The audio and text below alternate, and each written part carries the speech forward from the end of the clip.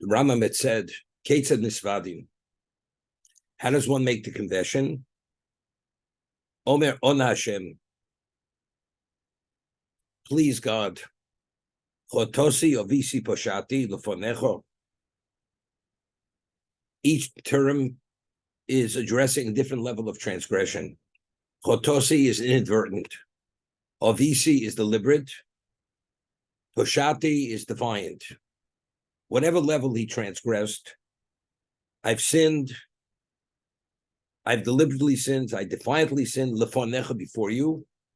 Vasisi kach v'kach. The Rambam's position is you have to actually articulate the exact transgression. It's not to say I've sinned. You have to say whatever the sin was.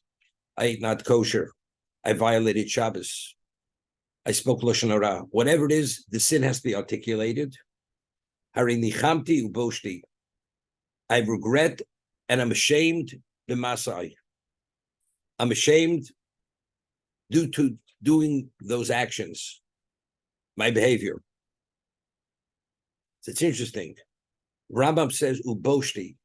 You say I'm ashamed. The Rambam had said that when one does tshuva, it's lefnei akel yisborach.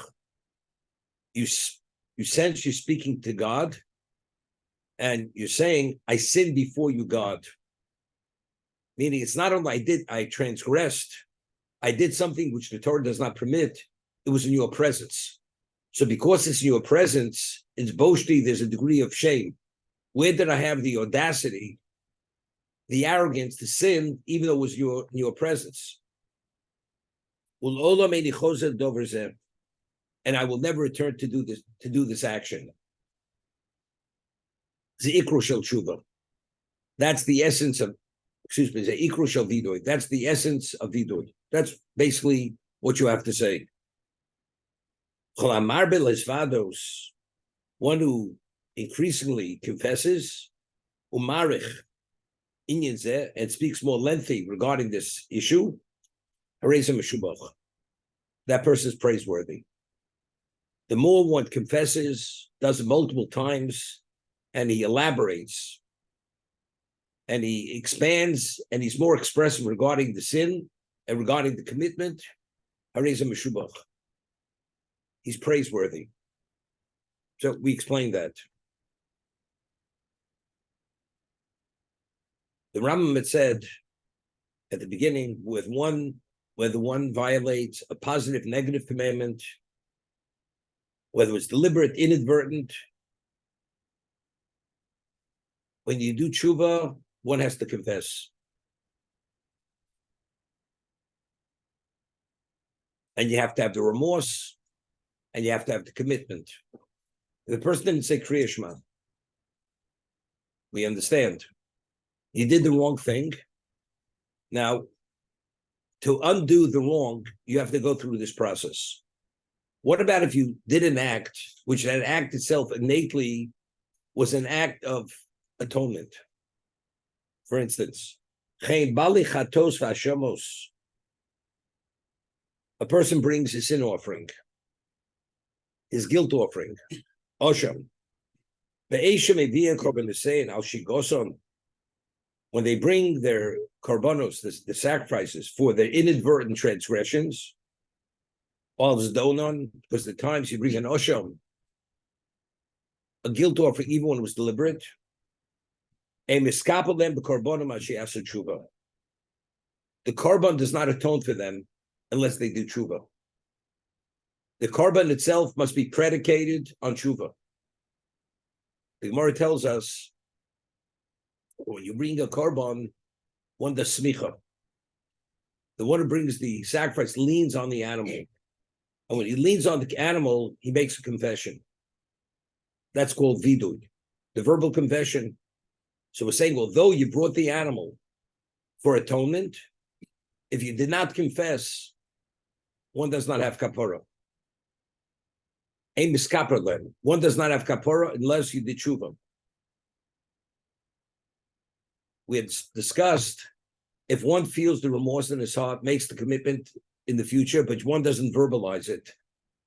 Although, as we explained them in the Hilchos Chinuch, because he had asked the question, just to review it from the Gemara, A man marries a woman, a man's a Russia, and he marries a woman on the condition that he's a tzaddik gomer. And he gives her the ring. So the Gemara tells us in Kedushin, it's Safik Kedushin. It's a question whether she's married. What's the question? Because Shema Hiruchuv Belibo. Because maybe when he gave her the ring, he had stirrings of tshuva in his heart. Therefore, he may be a tzaddik. So the Rambam says, one, it's not considered tshuva unless you actually make the verbal confession. So if that's the case, regardless of what stirrings he had in his heart, his classification should still be Russia. So why is it a questionable marriage? It should definitely not be a marriage. So on that he answers, it's two separate situations, two separate things. In terms of classification, if a person truly had stirrings in his heart of tshuva, that he has remorse, he's not going back there, he's reclassified as tzaddik. But in terms of the atonement process, the rehabilitation process, to be reinstated and rehabilitated, spiritually speaking, that you have to undergo the process as prescribed by the Torah, that's oral confession. Without oral confession, you have no kapara. Although you had the feelings in your heart and he was sincere in his heart, the Torah says the only way it is effective and you reinstate it, you have to make the verbal confession. So we explained then that, as we say, by Kriya Shema or by anything where you have to verbalize something, you don't verbalize it, one does not fulfill the mitzvah. You have to say Kriya Shema. One meditates, or eye reads the Kriya Shema. One does not articulate the words, one does not fulfill this mitzvah of Kriya Shema. The mitzvahs are say, it's Kiddush Friday night, Zochas Yom Shabbos L'Kacho. You must say those words on that cup of wine. If you thought the words, you meditated the words, has no value. One did not fulfill his mitzvahs say of Kiddush. But maybe over here, she'd say, because words are the equivalent of doing an action. It's actualizing those feelings or that intent by saying the words. What about if you bring a korban? You bring a korban to the Kohen. The Kohen is going to go do what has to be done. The slaughtering, the receiving of the blood, the transporting of the blood, the sprinkling of the blood. Burning its remains on the Mizbeach. Maybe there an action was done. The feelings were actualized. So maybe over there, one doesn't have that verbal tshuva. One doesn't have to make the verbal confession. Maybe one has kapara because actually brought the korban. On that, the Rambam says, based on the psukim, a miskapel korbanon. The korban does not atone for them until he tshuva. Until he does tshuva. V'isvadu vidoi dvorim. And he makes an oral confession, shenemar. As the Torah says, v'yisvadu ashechoto aleo. He must confess for what he had sinned. This is even if you bring the korban. Now, the Gemara tells us in Zvachim that if one brings a korban and does not do tshuva and say the vidui, it's considered zevach rishon to'eva. It's considered the sacrifice of a rosha, which is an abomination. Unless you actually bring the korban with tshuva and vidui, it's an abomination. Therefore, it has no value. So if one brings a korban without tshuva and without vidui, one has to bring another korban. Now, it's interesting. According to Minchas Chinuch, as we explained, even if one does not verbalize, the person has a reclassification. What is he considered? He's considered tzaddik. In terms of atonement-wise, he's not. To be rehabilitated, you have to follow the protocol which is prescribed by the Torah. Then in addition to the remorse in your heart and the commitment to the future, you have to verbalize those feelings and the commitment to the future. And yet, despite that, the Gemara says if one doesn't do tshuva and vidui, when you bring a korban, it's called zevach b'sham to'eva. It's the zevach, it's the sacrifice of a rosha, which is called to'eva. That's called an abomination. Although classification-wise, we said he's reclassified as a tzaddik. Nevertheless, it's a person who's failing spiritually speaking. He's not qualified spiritually. The only time the korban has that value is if you're qualified to bring the korban. Only a person who's spiritually qualified can bring that korban. So even though he's reclassified as a tzaddik, but the question, who is he in his essence? In his essence, he's not a reinstated person. I'll give you an example. A Metzora, a leper, and he has leprosy sent out of all the camps. He's not even permitted to be in Machne Yisrael. What about he did Teshuva and he has remorse, but it hasn't yet been effective yet, and he's still a Metzora. He's not permitted to enter into the camps. Why? Because a Metzora is the most extreme level of contamination, and there's a negative commandment that says, Lo yitames machneim. He's not permitted to contaminate the camp because he's a leper. A person, unless you've been rehabilitated, which is remorse, commitment, which is verbalized, you are that spiritually deficient person. That person who has that spiritual deficiency cannot bring the korban. It's the zevach rishon to'eva. Even though classification-wise, you call tzaddik. But since atonement-wise, you're not atoned, you carry all that baggage, all the impurity of that sin is still attached with you. Because you have that impurity of the sin attached to you, you're not qualified to bring the korban. This is what we have to say, even according to the Midrash Chinuch, that he's a reclassified person, but in terms of bringing the korban, he still cannot bring that korban for that reason.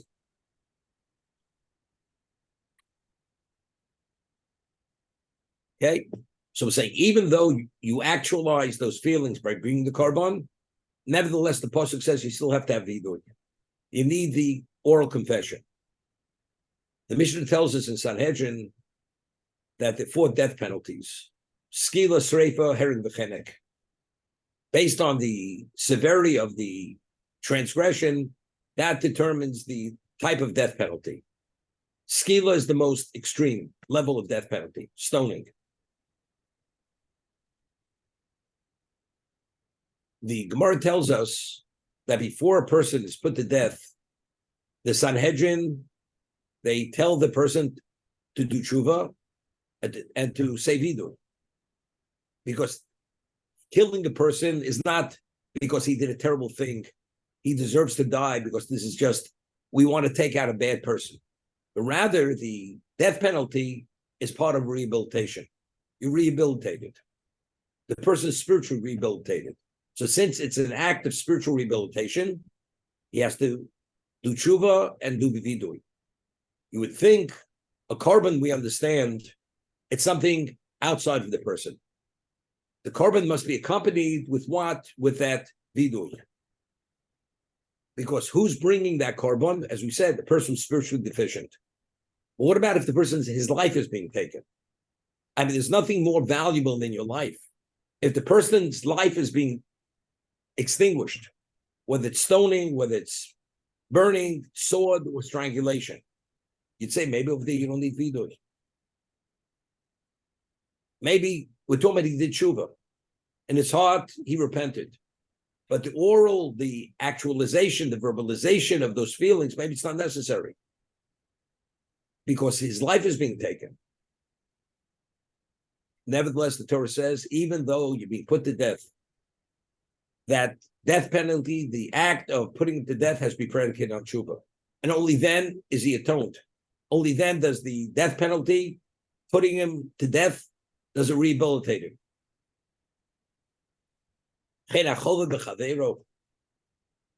Now, a person, let's say, violates Shabbos. Even if they take the person's life, you understand, Shabbos was still violated.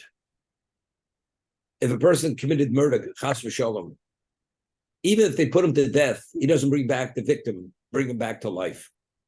So we say, even though your life is taken, you have to follow the protocol, which is called vidui, tshuva and vidui. What about if a person is a damager?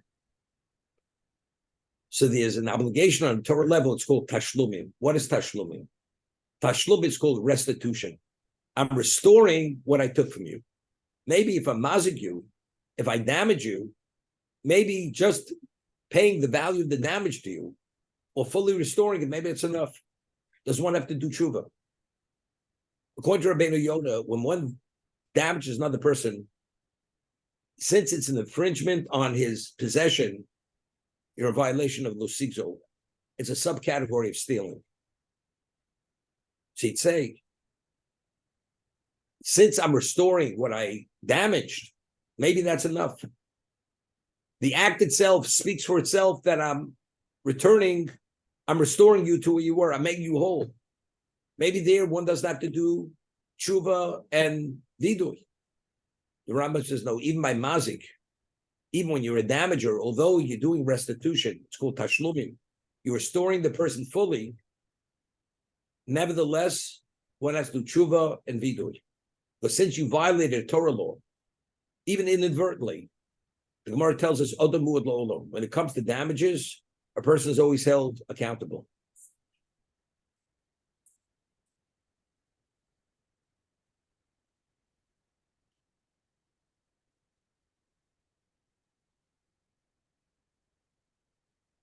If one injures another person, or he damages his money, his possession, his asset, although he pays him fully for what he owes him, full restoration, full payment, only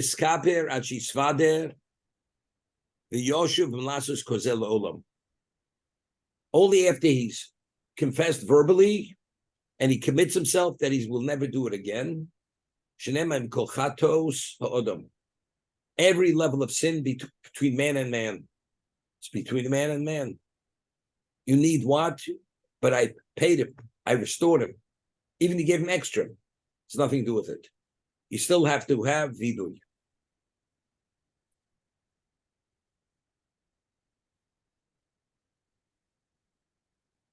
Okay? I had something difficult here. In the past, before we said by vidui, you have remorse, you're not going to do it again. Here it says, I mean, that's vidui. That's part of the vidui. Until you confess and you're committed never to do it again. I mean, that's by every confession. Why is the Rambam mentioning this regarding injuring a person or damaging a person? This point that you must make a commitment never to go back there, that's by every level of Avera. Whether it's a mitzvah saseh, whether it's a mitzvah lo saseh, whether it's benod l'chavero, whether it's restoration, paying for injury, whatever it is. So why does Ram make this point that it says one is not atoned unless you had vidui, and you're not atoned unless you're committed never to do it again? It's understood. That's true by everything. You have to make that commitment never to do it again. We'll leave it for now.